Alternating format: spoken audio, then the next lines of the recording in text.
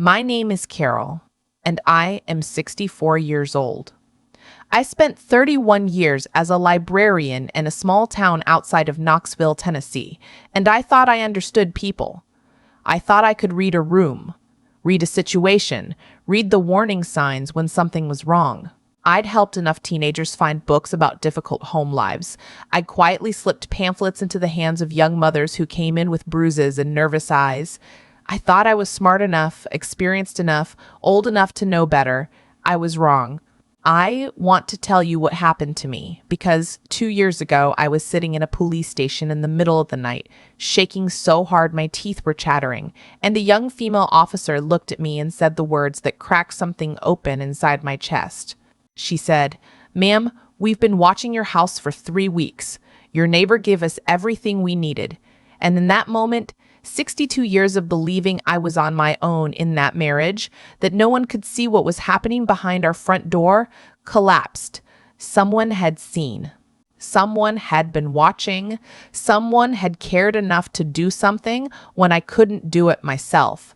Before I tell you what that neighbor saw, before I tell you what was on that footage, please take a moment and hit the like button and subscribe to this channel. Your support means more than you know. It tells me that someone out there is listening, that someone cares, and after what I've been through, that matters more than I can say. Now, let me take you back, because you need to understand how a 62-year-old woman with a master's degree and 30 years of professional experience ends up afraid to walk from the kitchen to the bedroom in her own home. You need to understand that this doesn't only happen to the young and naive. It can happen to anyone. It happened to me.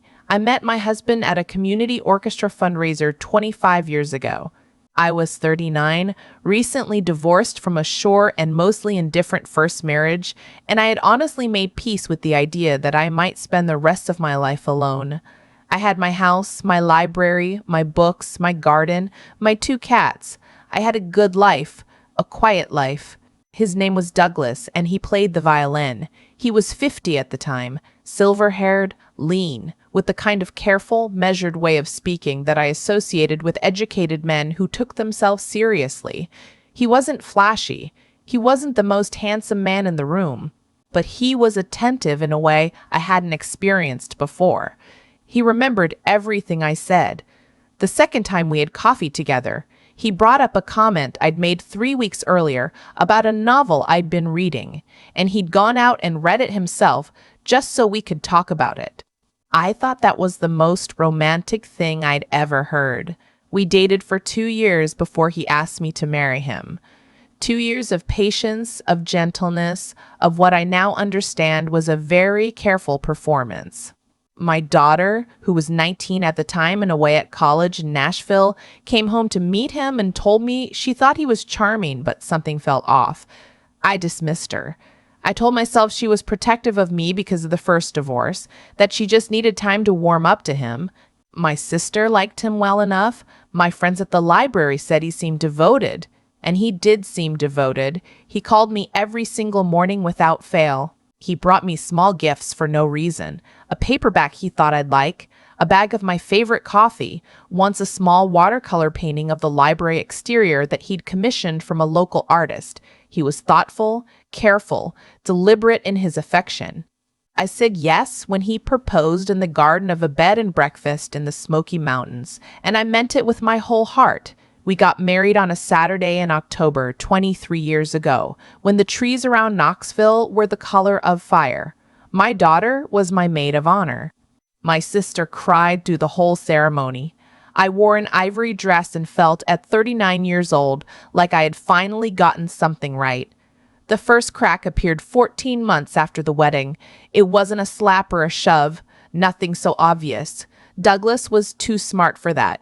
It was a comment delivered very quietly at the dinner table one evening after I mentioned that I'd had lunch with a colleague from the library, a man who'd worked alongside me for 6 years. Douglas set down his fork, looked at me without expression, and said, "I wonder sometimes what you need from him that you're not getting here." I laughed it off. I said that was ridiculous, that Robert was a colleague and a friend and nothing more. Douglas nodded slowly, the way he always did when he was pretending to accept something he had no intention of accepting. He picked up his fork and changed the subject. I forgot about it within the week. But he didn't forget. He never forgot anything. 6 months later, after a work Christmas party I'd attended without him because he'd claimed a headache, he woke me at 2 in the morning to tell me that he found it very telling that I had come home an hour and a half later than I'd said I would. I was groggy and confused, and I apologized. I apologized, even though I had stayed late to help a colleague carry boxes of donated books to her car in the parking garage and then gotten stuck behind an accident on the highway. I apologized as if I had done something wrong, and the fact that I apologized seemed to satisfy him. I went back to sleep and woke up the next morning to find he'd made me coffee and left a note on the kitchen counter that said, "I love you and I just get scared sometimes. You're everything to me." I kept that note in my bedside drawer for 3 years. This is the part that I need you to understand. The part that I always struggled to explain to people later when everything finally came out into the open. He was never consistently cruel. That's what made it so disorienting. For every cold, controlled accusation, there were 3 weeks of warmth and tenderness. He read to me in bed. He drove 40 minutes to find a specific type of heirloom tomato seed that I'd mentioned wanting to try in the garden. He sat with me through 2 days of fever when I had a bad flu and brought me soup and changed the cold cloth on my forehead. When you are living with someone like that, someone who is capable of real, genuine seeming kindness, you do not use the word abuse. You don't think that word at all. You think difficult. You think complex. You think everyone has their storms, their insecurities, their hard seasons. You think this is just what long marriage looks like, and maybe you've been reading too many romance novels. The controlling behavior built so slowly that I couldn't point to the moment it became something other than concern. He didn't like it when I stayed late at the library. He'd call twice, sometimes 3 times, by 7 o'clock if I wasn't home. If I was in a meeting and missed the calls, he'd be silent through dinner in a way that felt like weather, like pressure dropping before a storm, and I'd spend the whole evening trying to talk us back into warmth. He had opinions about what I wore when I went out without him. Not violent opinions, not commands, just a quiet, steady commentary delivered in the language of preference. That blouse seems more like something a younger woman would wear. That color has never really suited you. You're such a pretty woman. You don't need to try so hard. Slowly, without me fully realizing it, my wardrobe became more muted, more covered. I stopped wearing the red cardigan that my daughter had given me for my birthday. I stopped going to the Friday evening book club I'd run for 11 years because his mood on Friday evenings was reliably so dark that the aftermath of going never felt worth it. One of the women in the book club called me after I'd missed 3 consecutive meetings and asked if everything was okay. I told her I was just tired. She said she understood. She didn't push. I've thought about that phone call many times since. My daughter, Rebecca, never stopped pushing. From a distance. From Nashville, then later from Atlanta, where she moved with her husband. She would call and ask questions that I deflected with the fluency of someone who had been practicing deflection for years. Mom, are you happy? Mom, you seem different lately. Mom, why do you always sound like you're worried about getting off the phone? I told her she was imagining things. I told her Douglas was wonderful and that I was fine and that she worried too much. Each time I hung up the phone, I felt something heavy settle in my chest that I didn't have a name for yet. The first time he put his hands on me, we had been married for 9 years. We were arguing, which is too gentle a word for what it actually was. He was telling me in his quiet, measured way that he had decided I should reduce my hours at the library, that we didn't need the income, and that my time there was causing what he called an imbalance in our household. I told him no. I told him that work was not something I was willing to negotiate, and that the library was not just income, but a vocation, a community, a part of who I was. He looked at me for a very long moment, and then he grabbed me by the upper arm and walked me backward into the wall of the hallway. Not hard enough to leave a mark, just hard enough that I felt the plaster against my shoulder blades and understood, for the first time, what the word trapped meant in a physical sense. He put his face very close to mine and said very quietly, "You will not speak to me in that tone." Then he released my arm, straightened his shirt, and walked into the kitchen to make himself a cup of tea. I stood in that hallway for a long time. I did not call anyone. I did not go anywhere. I told myself it wasn't what it looked like because he hadn't hit me, hadn't struck me, hadn't left a bruise. I told myself that I was overreacting, that I provoked him by being dismissive. I told myself all the things that women in those situations tell themselves, and I had spent 30 years in a public library surrounded by books and resources that should have told me otherwise, and still I told myself those things. I kept my hours at the library. He didn't bring up reducing them again. I thought that meant I'd won something. I had not won anything. Over the next several years, the physical incidents were infrequent but escalating. A shove in the kitchen that sent me into the edge of the counter. A grip on my wrist during an argument that left a ring of bruise I covered with a long-sleeved blouse for a week in August heat. A slap, the first real slap, on a Tuesday night after I told him that Rebecca had invited us to Atlanta for Thanksgiving, and I'd already said yes without checking with him first. The slap wasn't hard enough to split skin, but hard enough to make my ear ring and my eyes water, and something inside me go very quiet in a way that felt like a door closing. After the slap, he cried. He sat at the kitchen table with his face in his hands and cried in a way that was so raw and ragged that I found myself moving toward him, found myself touching his shoulder, found myself comforting the man who had just hit me. "I don't know where that came from," he told me. "I'm so ashamed of myself. You deserve so much better than that. I'm going to get help. I'm going to call someone. Please don't give up on me." He booked an appointment with a therapist 3 days later. He went twice and then quietly stopped going. And I never brought it up because bringing things up led to storms, and I was so tired of storms. I want to tell you about the tiredness because I don't think people understand it unless they've lived it. It is not ordinary tiredness. It is a tiredness that lives in your bones, that makes every small decision feel enormous because every small decision carries the weight of his potential reaction. What to cook for dinner, whether to answer the phone when your daughter calls, whether to turn the television to your program or defer to his, whether to mention the leaky faucet in the upstairs bathroom or wait until he's in a better mood, and he's never in a better mood. You stop having preferences eventually. It's easier. Having preferences means defending them, and defending them means a storm, and you cannot sustain any more storms. You become very small and very still, and you tell yourself this is just what marriage is. This is just who you've become. A 62-year-old woman in a beige cardigan who keeps her voice down and her opinions to herself and is grateful for the quiet days. I retired from the library at 61, 1 year earlier than I'd planned. Douglas hadn't asked me to. He'd simply made my continued presence there so difficult, so accompanied by consequence, that I chose the path of least resistance. The day I cleaned out my office, my colleague Robert, the same man who had caused that first dinner conversation 20-something years ago, helped me carry boxes to my car. He hugged me goodbye and said he hoped retirement treated me well, and that he'd miss me. I drove home and didn't tell Douglas about the hug. I had learned over many years what to omit. After I retired, the isolation became near total.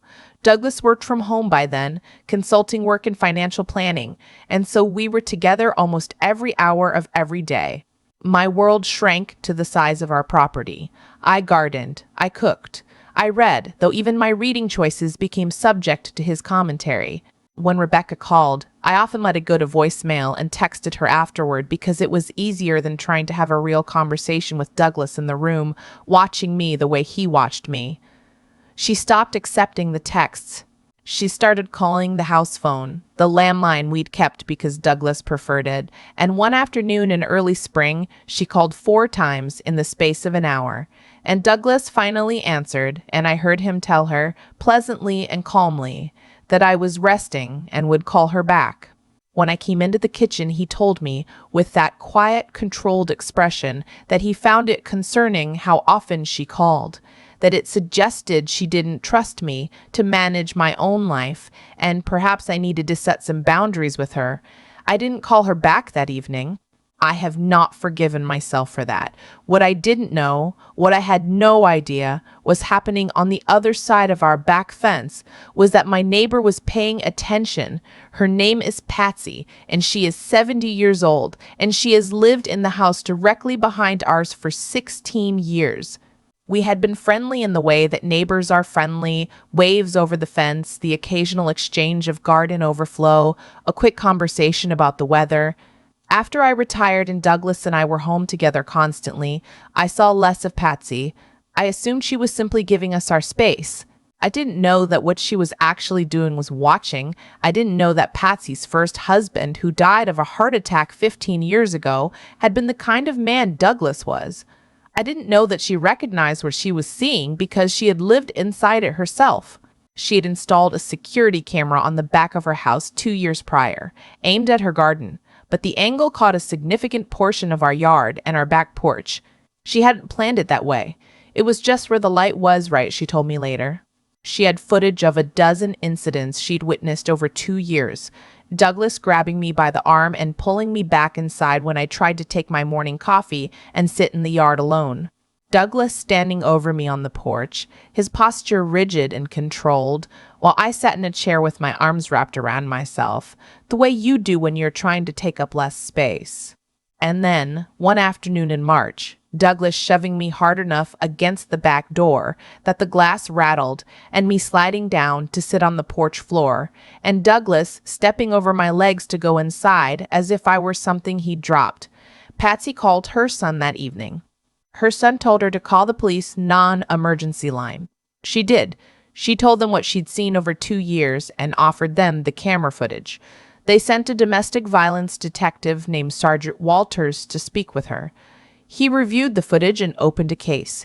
For 3 weeks, without my knowledge, without any sign that anyone was paying attention, there was a file with my name on it at the Knoxville Police Department.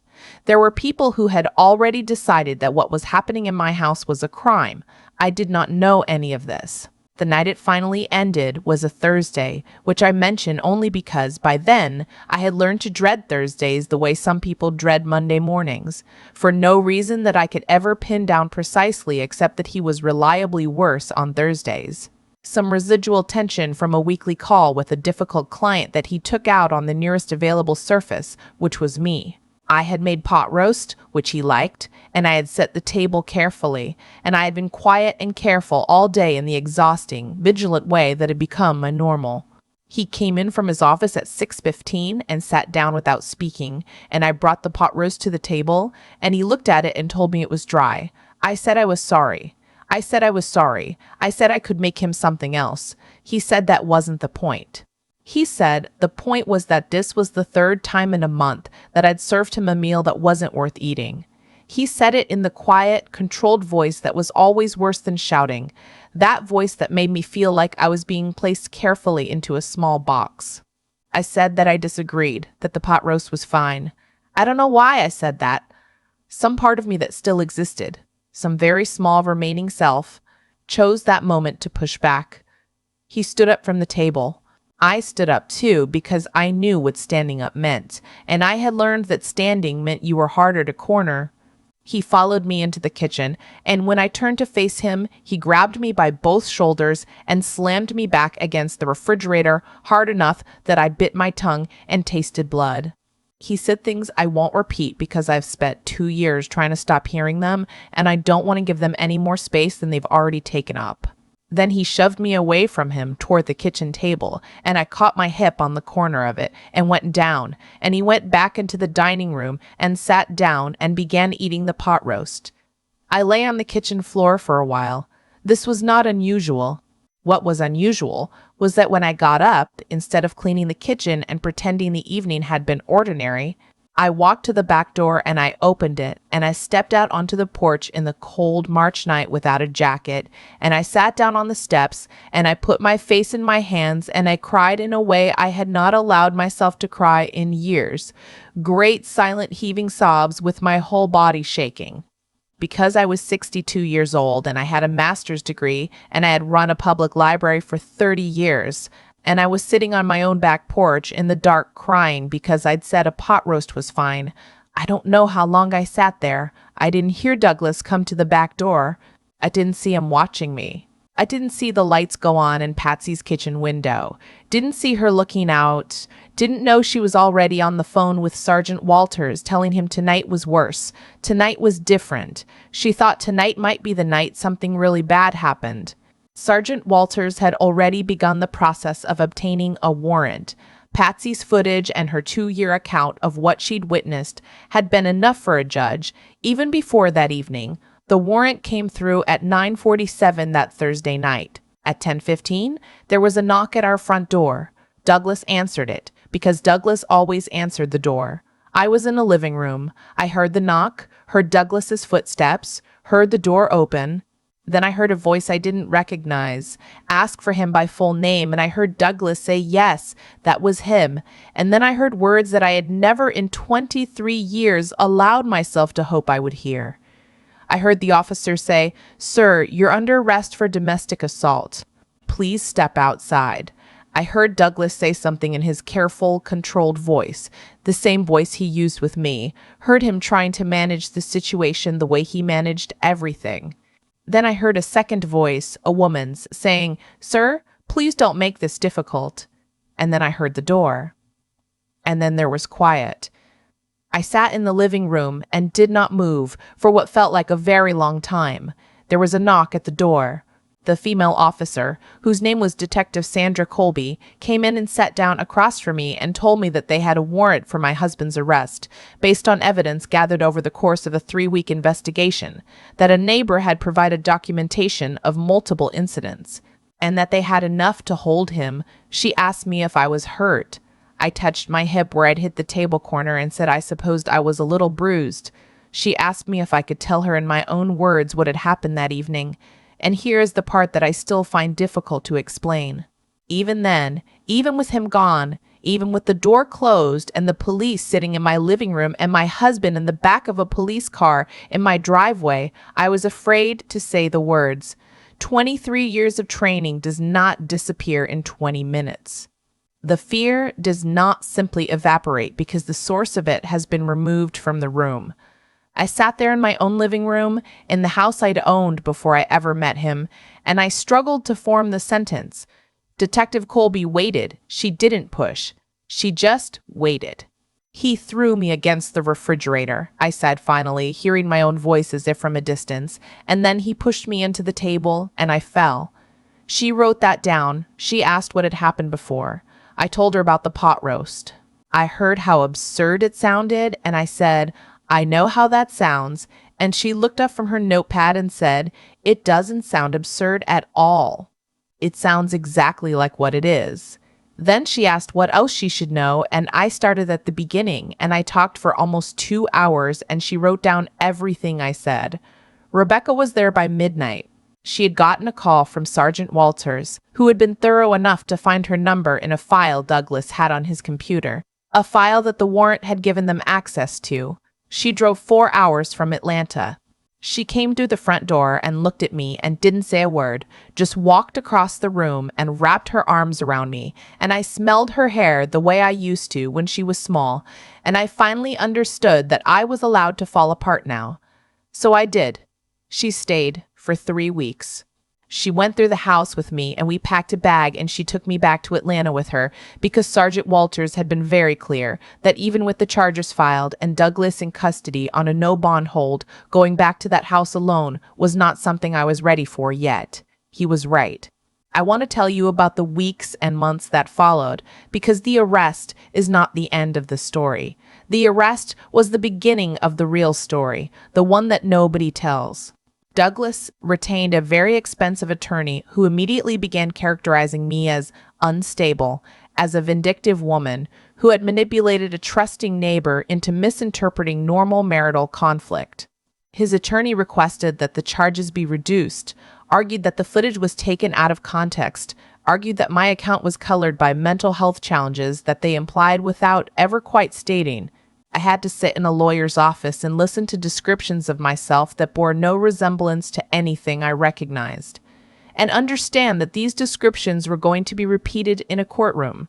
The district attorney's office assigned me an advocate named Beverly, who was in her 50s and had a very direct way of speaking that I found enormously comforting after decades of carefully managed language.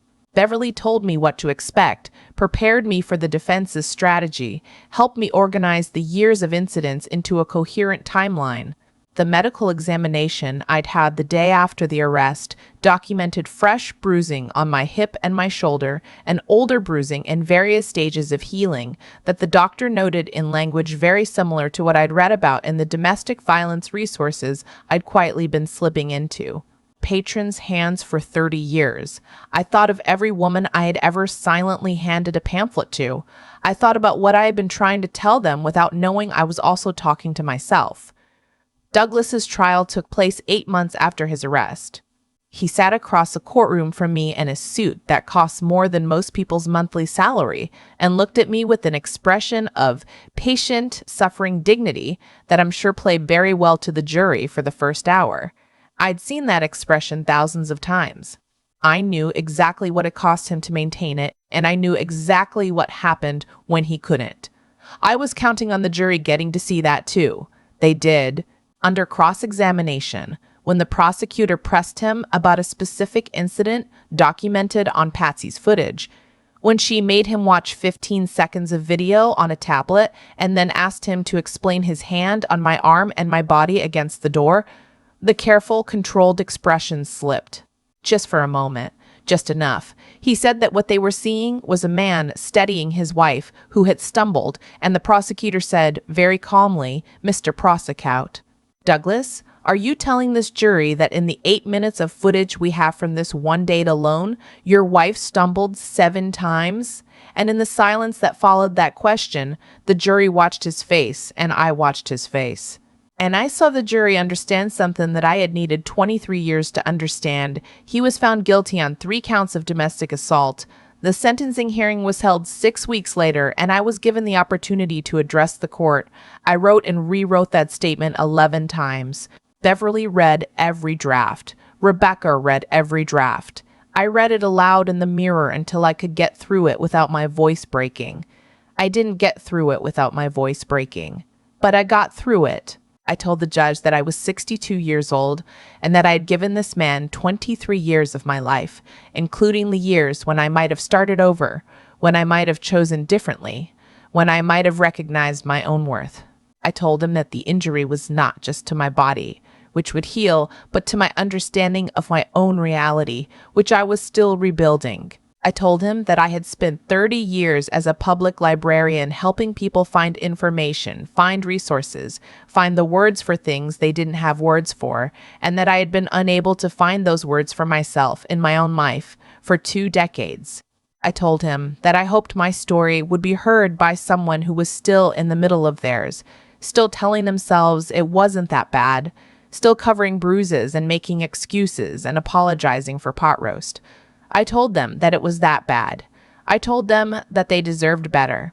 Douglas received a sentence of 7 years, with the possibility of parole after 4. There are people who think that isn't enough. Some days I am one of those people. But I watched his face as the sentence was read, and I saw, for the first and only time in 23 years, something that looked like genuine fear, and it was enough for that moment. I moved back to Knoxville 6 months after the trial. Not to the house we'd shared, which I sold, but to a small house 2 miles from it, with a garden that is mine alone, where I grow the heirloom tomatoes I never got around to planting, and sit on the porch in the morning with my coffee and don't hurry inside for anyone. I have 2 cats. I have started going back to the Friday evening book club, the same one I abandoned 17 years ago, and the women there welcomed me back without a single question about where I'd been, because women understand sometimes in a way that doesn't require explanation. Rebecca calls me every Sunday. We talk for a long time about everything, about nothing, about her kids who are my grandchildren, and who I am now present for in a way I wasn't when they were small. I have a lot to make up for. I am making up for it. Patsy and I have dinner together every other Thursday. I told her once that I didn't have words for what she did for me. For the years she quietly watched and documented and waited for the right moment. For the phone call that she made when she thought tonight might finally be the night something really bad happened. She told me that she'd wished someone had done it for her 30 years ago, and that she'd promised herself she would never look the other way if she was ever in a position to act. She is one of the finest people I know. I see a therapist twice a month. Her name is Dr. Reeves, and she specializes in trauma in older adults, because what happened to me is not only a young woman's story, even though we tell it that way. A Bruce does not have an age limit. Control does not have an age limit. The shame that keeps you silent does not have an age limit. I was 62 when the police came to my door. I was 62 when I finally told the truth. I was 62 when I began the work of understanding that what had happened to me was not my failure, but his crime. There are days that are hard. There are mornings when I wake up and reach for the careful stillness that kept me safe for 20 years before I remember that I don't need it anymore. There are moments in the grocery store when I pick up a pot roast and put it back on the shelf because I'm not ready yet. There are nights when the old dreams come back. The ones where I'm in the kitchen and he's standing up from the table. But those mornings, those moments, those nights are fewer now than they were. The good days are winning. If you are watching this and you are in a marriage or a relationship where you have become very quiet and very small and very careful, I need you to hear this from someone who has been there. Someone who had a master's degree and 30 years of experience and access to every resource and still couldn't see it clearly from the inside. You are not stupid. You are not weak. You are not failing. You are surviving something that is designed to make you doubt your own perception of reality. And that is a very hard thing to survive. And the fact that you are still here means you are stronger than you know. Someone may already be watching. Someone may already care. Your neighbor, your daughter, your colleague, the woman at the book club who noticed you were gone. People see more than we think they see when we're inside the fog of it. And there are people whose entire profession is to help you get out safely. Advocates and detectives and doctors and lawyers who have spent their careers doing exactly this work. You do not have to wait until 62. You do not have to wait at all. If you're in danger right now, please call the National Domestic Violence Hotline at 1-800-799-7233 or text START to 88000-8788. These lines are free, confidential, available any hour of any day, and they will not judge you for how long you waited or how many times you went back or how many excuses you made. They have heard all of it. They will help you anyway. And to anyone watching who suspects someone they love is living the way I was living, be a patsy, pay attention, document what you see, make the phone call. You may never know what that call sets in motion. But I am standing here telling you that one neighbor, one woman with a garden camera and the memory of her own history gave me back my life. Please share this video if it reached you. Hit the like button and subscribe to this channel so that more people can find this story when they need it most. And leave a comment below. Tell me where you're watching from. Tell me you're okay. Tell me your story if you're ready. This community is a safe place, and none of us should have to carry these things alone. Thank you for being here with me tonight. You are not alone. I promise you, you are not alone.